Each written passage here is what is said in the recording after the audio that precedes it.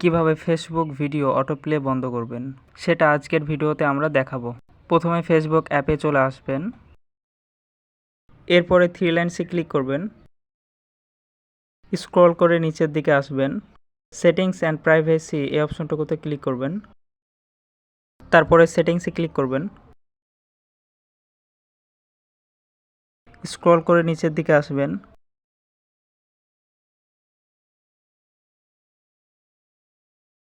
Media অপশনে click করবেন, never autoplay videos এই অপশনটুকু এনেবল করে দিবেন।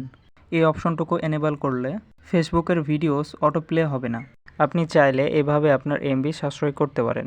এরকম নিত্য নতুন ভিডিও পাওয়ার জন্য আমাদের চ্যানেলটা সাবস্ক্রাইব অথবা পেজটা ফলো করার অনুরোধ থাকবে। আর আপনার মূল্যবান মতামতটি কমেন্ট সেকশনে জানাতে ভুলবেন না। ধন্যবাদ।